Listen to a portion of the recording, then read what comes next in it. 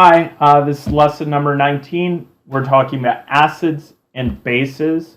And in this, we're going to talk about strong acids versus weak acids. All right, so just a few things on the schedule. So this is posted on May 18th. This week, May 18th through 22nd, Zoom will be office hours. So come by. Equilibrium's tough. Acids and bases tough. So come by, get that help. Homework is due on each one of those days. Okay. Next week, May 25th to 29th, there's no lesson, no office hours, etc. on May 25th. It's Memorial Day. But there will be lessons 22 and 23 on Wednesday and Friday. On Wednesday will be a quiz, number 3. And then on Friday will be review number 3. And that's because our third test will be on June 1st. And this will cover everything from lesson 13 through 21. All right, the homework for this one, there is no homework specifically for lesson 19. This will be combined with number 20 and will be due on Wednesday, May 27th. All right, so let's start. So last time we went and we talked about pH calculations. We talked about using OH minus to find H plus to find pH and vice versa. Remember that in water is going to dissociate to find OH minus and H plus. So the concentration of these two things are related. And then most of the time what we want to talk about when we talk about acids and base in lab, we talk about pH. All right, so let's look at an example. Let's say we're told that the OH minus is 4.3 times 10 to the minus 7, and we want to know its pH. Okay, so we're given OH minus. We want to find pH. Okay, we can't do this directly. What we need to do is first calculate H plus. We calculate H plus based on this equation here, right? This is just a rearrangement of Kw equals H plus times OH minus. And then I'm going to, once I have H plus, use this equation to get pH. Okay? So I can take H plus equals Kw over OH minus. I plug in those two values. I get 2.3 times 10 to the minus 8 molar H plus. And then I take the log of this, which will be negative 7.6. Make that negative, and that gets me 7.6. That's my pH. pH doesn't have units, but concentration does, a molarity. Now, one thing we should notice, the second thing is it basic or acidic? We should be able to tell whether something is basic or acidic based on any one of these things, OH minus, H plus, or pH. If I look at this number here, 4.3 times 10 to the minus 7th molar. This is greater than 1 times 10 to the negative 7th. That means it's basic. Okay? If my OH minus is above 1 times 10 to the minus 7th, that means it's basic. I have a pH of 7.6. This is above 7. That means it's basic. And if I look at the concentration of H plus, it is less than 1 times 10 to the minus 7th. So that means it's also basic. All right, so now we're going to go ahead and we're going to talk about acids and bases and how we tell if an acid is either strong or weak. All right, so we're going to start off by talking about Ka. So let's say we have some acid, Ha, and we put it in water and it forms H plus and A minus. This is called acid ionization, and we can write a Ka for this. H plus times A minus over Ha. All right? This is the same as any equilibrium constant, products over reactants. My products are H plus and A minus. Ha, that's my reactant. All right, so what does Ka tell us? Ka can tell us whether something is strong or weak. Okay? A strong acid has a very large Ka. What that means is if it has a large Ka, that means it has a lot of product. So it forms a lot of H+, right? And usually it forms so much that I can think of it as being one way, right? So HCl is going to form H+ and Cl- completely, okay? I'm going to have no more HCl left. And if I look at the Ka for HCl, it's 1.3 times 10 to the 6th. What does that mean? I have 10 to the 6th times more H+ than HCl. So it's very strong. A weak acid has a small Ka. So if I look at HF, HF is a weak acid. It has a Ka of 3.5 times 10 to the -4. What that means is I'm going to get very little of my H+ and A- form. I will form very little H+. And in fact, in this case, we write it as equilibrium, but for strong, we can have it going all the way to the right. Okay? So that's acids. Remember, acids donate H+. And what do bases do? Bases accept H+. There's one other thing we can talk about with acids, and this is something called percent ionization. Okay? Percent ionization is the percentage of acid that ionizes. Right? So what I can do is I can say the percent ionization is the amount of H+ over HA times 100%. There's one key thing. It's based on my initial amount of acid, right? Not what I get at the end, my initial amount of HA. In the same way that if I have $1,000 and they tax me 50%, I'm going to have $500 that I owe out of 1,000. Right? This is how much I started with, and this is how much they took away from me. Right? So I take this, multiply by 100%, I get 50%. Okay? All right, so percent ionization tells us something about how much gets ionized, how much gets turned into H+. If it is a strong acid, the percent ionization is 100%. Right? It completely forms H+. Okay? 100% taxation means I make $1,000, the government takes it all. Okay? Weak acids have something much less than 100%. We'll do some problems later. It's usually something like 1 or 2%. Okay? Now this depends on several things, including the Ka and the initial concentration, but we'll get into that later. All right, so that's Ka. Now let's talk about bases. All right, so we have base ionization. We already talked about base ionization. That's when a base, here represented as B, reacts with H2O. And what do bases do? They accept H+. So that's going to give you Hb+, and it's going to leave behind OH-. Okay? So what is the equation for Kb?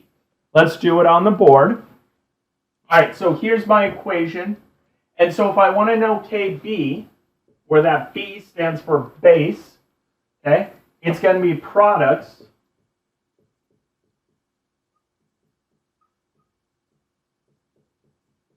over reactants. But I don't include the H2O. Why not? Because it's a liquid, so it doesn't get involved. All right? And notice that they're all to the power of 1 because all my coefficients are to the power of 1. So this is my Kb. So let's say I have a big Kb. What that means is I have a lot of Hb plus and less B. Okay? So that means I get more of this. Okay? This will be what we call a strong base. If I have a small Kb, This means I have very little at the top, right? And I have more B, right? Because remember, it's in equilibrium. So if I have small kb, that means I have more reactants than products. And in this case, we call this a weak base. So there's one last thing, and that's called percent ionization. In the same way we had percent ionization for acids, we have it for bases. Okay? So for bases, it's going to be my equilibrium concentration of Hb plus how much of product I form over my initial amount of base. Not my equilibrium amount, but my initial amount of base. All right, so now let's go on. Now that we've talked about Ka and Kb, they're both from ionization reactions. All right, so let's look at this reaction, which is an acid losing H plus to form a base.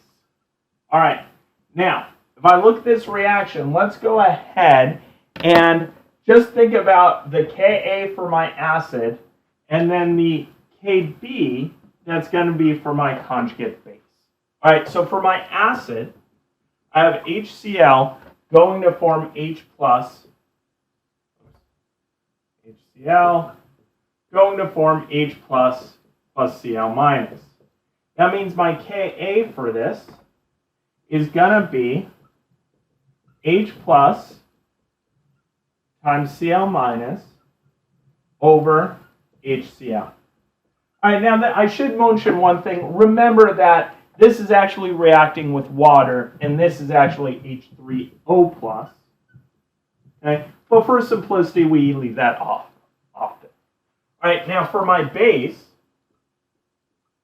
my conjugate base, in this case, that's the Cl minus. Well, my Cl minus, what do bases do? They gain H plus, and they gain it from reacting with H2O. Right? So if Cl minus gains an H plus from this, it's going to form HCl. And that's going to leave behind OH minus. All right, so seeing that this is a base, we can write a Kb for it. That would be HCl times OH minus over Cl minus. Okay? Notice that the H2O is not in there. Why? Because it's a liquid. All right, so I have my acid in there, conjugate base. Let's go ahead and do what we did last time and just add these up, right? We did this with mechanisms. Right, so if I were to add these up, I'd get HCl plus Cl minus plus H2O goes to form H plus Cl minus plus HCl plus OH minus. Okay? All right. Well, notice some things are repeats. HCl is a repeat. Cl minus is a repeat. And what do I get out of it? H2O goes to form H plus OH minus. This is water ionization, water autoionization.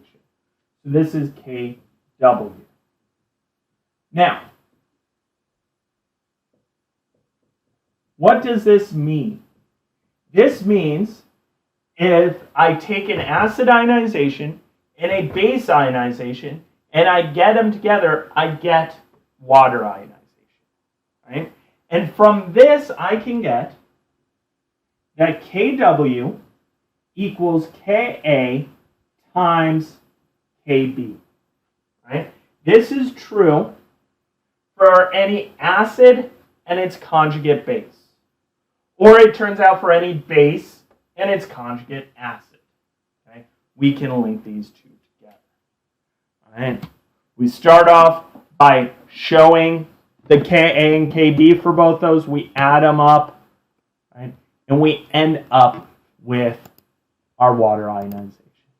Notice this works for anything. If instead of HCl, this was HF, right? And this were F minus, going to form HF, right? Everything would cancel out. All right, so we have this Ka times Kb equals Kw. And remember, Kw equals 1 times 10 to the minus 14th at 25 degrees C, which is what we're using most of the time. And this is true for any acid in conjugate base pair or any base and its conjugate acid. So if I had a base and its conjugate acid, that would work. Right? And let's go ahead and just think about what this means. All right, so at the bottom of the screen is a list of a bunch of acids. And they're listed based on their Ka. So we have strong acids over here on the left, right? These have Kas like 1 for H3O plus. And we have weak acids over here like water, which has an Ka of 10 to the negative 14. Okay? Now, what does this mean? Okay, so and in between's everything else. All right, let's go ahead and let's think about it. If I have H3O plus, which is an acid, acids do what? They lose H plus. So if H3O plus were to lose an H plus, I'd be left with H2O. If HClO2 were to lose an H plus, I'd be left with ClO2 minus. And I can go on and forth, right? These would be my conjugate bases. Okay? And so if I did that for all of them, I would get down here on the bottom all my conjugate bases. Notice these are the same as my acids, except they've lost an H plus. Okay? I can use this equation. Seeing that I know Ka for all of them, I can figure out the Kb. Right? So, for instance, Kb is going to be equal to Kw over Ka. So if I take 1 times 10 to the minus 14th, divide by 1, I get the Kb for H2O. If I take that 1 times 10 to the negative 14th, divide by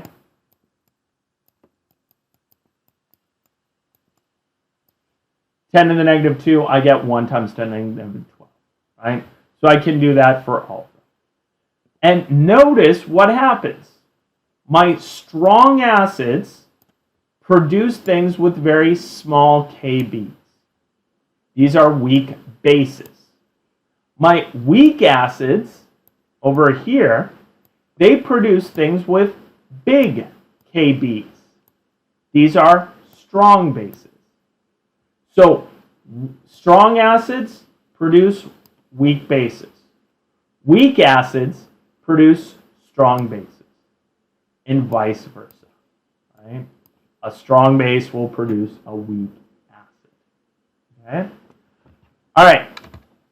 Let's show this again. Here's just a list of a bunch of acids. Some of these you've used in lab.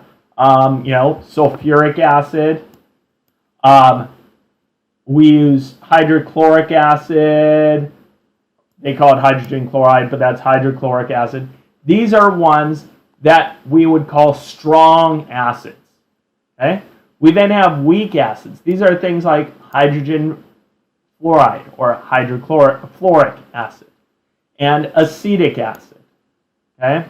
Phosphoric acid. That's what's in Coca-Cola. Right? These are all weak acids. And then we have some things that are not acids whatsoever. Something like methane, CH4, is not acidic. They have Kas that are about 0. Okay? Now, if I were to link all these acids to their related base, so HClO4 loses H plus, it becomes ClO4 minus. H2S loses an H plus, it becomes HS minus. H2O becomes OH minus.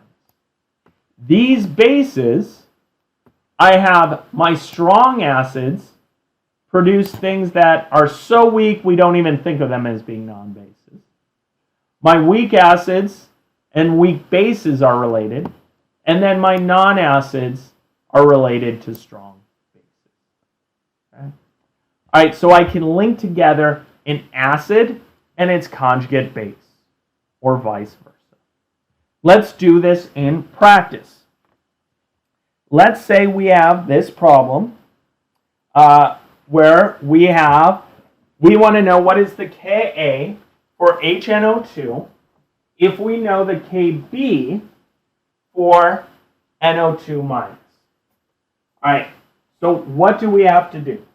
The first thing we have to do in any one of these problems is we need to make sure that these are an acid and a base pair.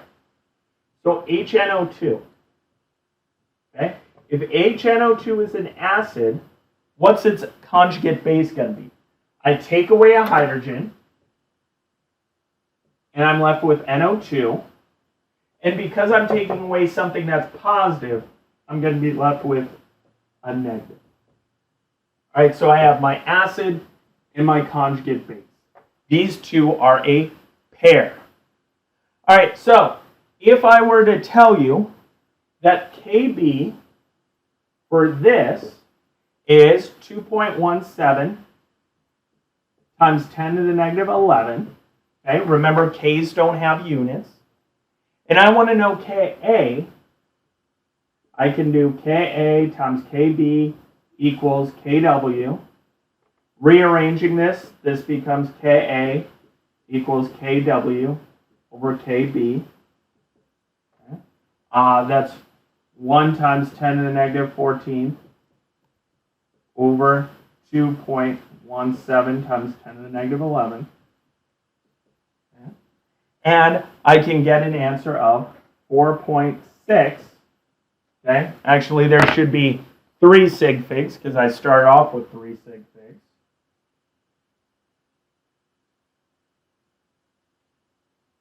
(4.61) times 10 to the negative 4. This is my Ka. Okay? So I have my Ka, I have my Kb for the acid and conjugate base. Okay? All right, notice it doesn't have units because Ks never have units. Here it is on the screen. Remember, it should have 3 sig figs, so it should be 4.61 times 10 to the negative 4. All right, so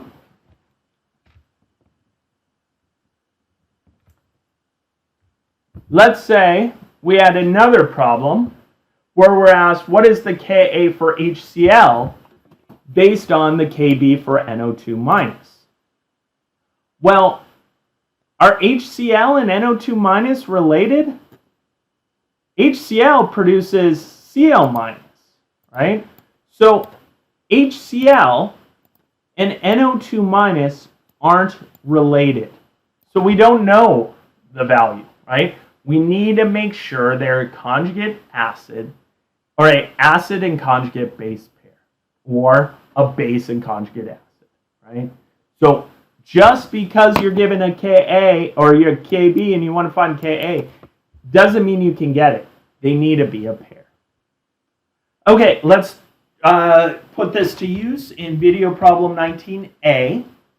So in this one, we're asked which is a stronger acid, HCN, which has a Ka of 4.9 times 10 to the negative 10, or NH4 plus. So we need to know the Ka for NH4 plus. Well, we're told the Kb for 2 different compounds. Okay? So if I know which one is linked to NH4 plus, I can figure out its Ka. Right? So figure out which one of these is the conjugate base of NH4 plus. Okay? And based on that, you can find the Ka, and then you can compare the two. All right, this will be in the video problems. Okay. that is looking at Ka and Kb, right? Remember we said Ka equals H plus times A minus over HA, right? We said a big Ka means it's strong, a small Kb equals it's weak, okay? We talked about percent ionization. We should talk about one other thing, and that is something called pKa. pKa is a convenient way to discuss Ka, right? So in the same way that pH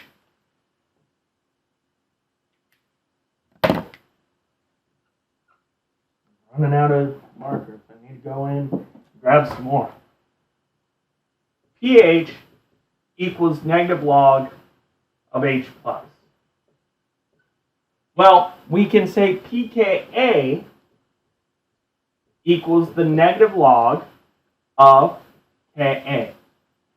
And so in this case, for NH4 plus, we're told that the Ka is 5.6 times 10 to the negative 10.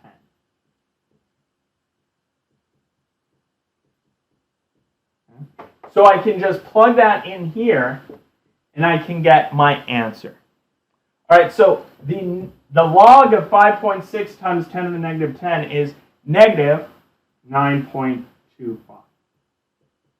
So that means that the answer is 9.25. Okay? That is my pKa.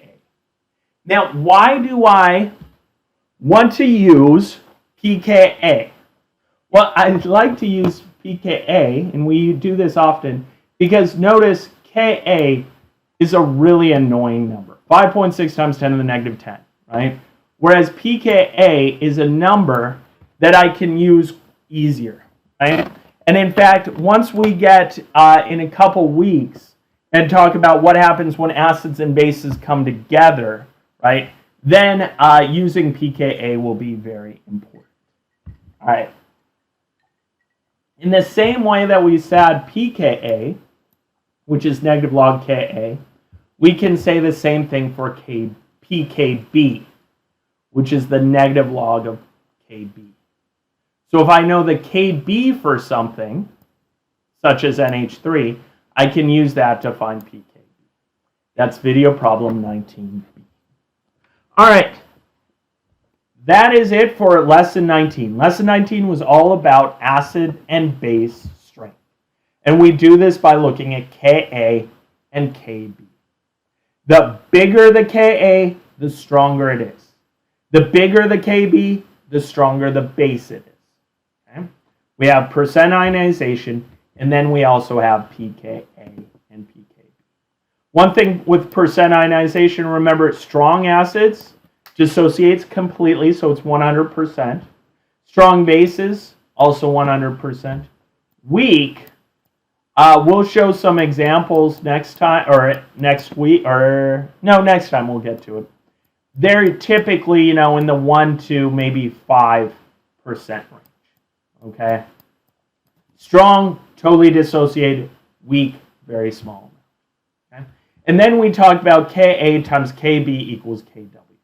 This is important to connect bases and acids.